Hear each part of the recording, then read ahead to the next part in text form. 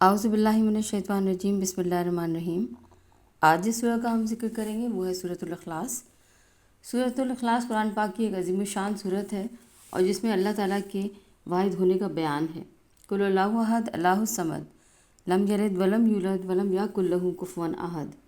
اللہ تعالیٰ ہمارے پیارے نبی صلی اللہ علیہ وسلم سے مخاطب ہیں اور فرماتے ہیں کہ اے رسول آپ فرما دیجئے کہ وہ اللہ جس کا میں رسول ہوں، جو خالق کائنات ہے، وہ ایک ہے اور بالکل ایک ہے، اس کے اجزاء کا تصور ہی نہیں، جو ناقابل تقسیم ہے، وہ احد ہے، کثرت کو اس کی ذات میں دخل ہی نہیں۔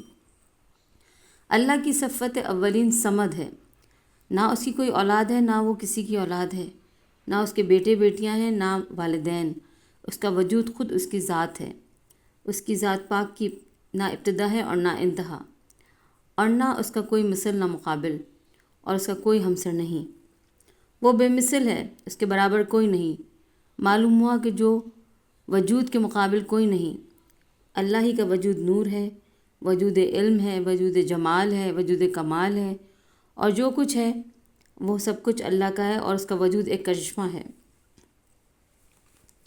اس صورت میں اللہ تعالیٰ کے واحد ہونے کا بیان ہے اور اللہ تعالیٰ فرماتے ہیں کہ یہ سورہ احد پر ختم ہوا، اس کے ساتھ کسی چیز میں برابری کرنے والا کوئی نہیں، وہی ہے جو اپنی یکتائی میں ایک ہے، باقی سب اس کی مخلوق ہیں۔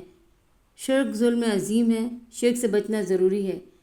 اس سے بچنے کا کلمہ لا الہ الا اللہ محمد رسول اللہ ہے، یہی مسلمانوں کا کلمہ ہے، جس کا مطلب یہ ہے کہ کوئی ذات اللہ تعالیٰ کے سوا عبادت کے قابل نہیں، محمد صلی اللہ علیہ وسلم اس کے رسول ہیں، یعنی وہی ایک یکتا بے مثل اللہ عبادت کے قابل ہے اور اس کے سوا کوئی بھی کسی حیثیت سے اس کے برابری کرنے والا نہیں، اور ہمارے آقا سرکار دو عالم صلی اللہ علیہ وسلم اللہ تعالیٰ کے رسول ہیں۔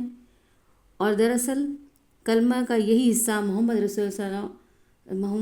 صلی اللہ علیہ وسلم اللہ کے مسلمانوں کو دوسرے مذاہب کے لوگوں سے نمایاں کر دیتا ہے۔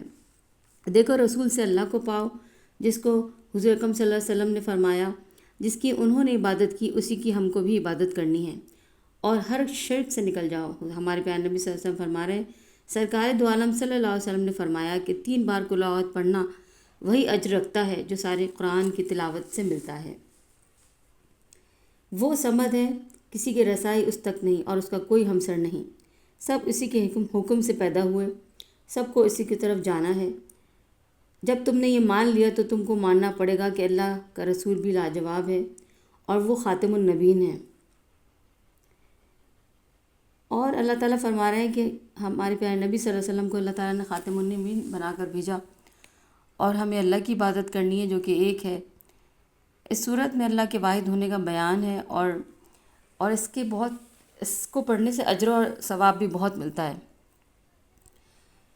کہتے ہیں کہ مرحوم کے لیے بخشش کے لیے بھی سورۃ الاخلاص پڑھی جاتی ہے اور بے پناہ اجر و ثواب اس سے ملتا ہے۔ آج کے لیے صرف اتنا ہی۔ السلام علیکم، جزاک اللہ۔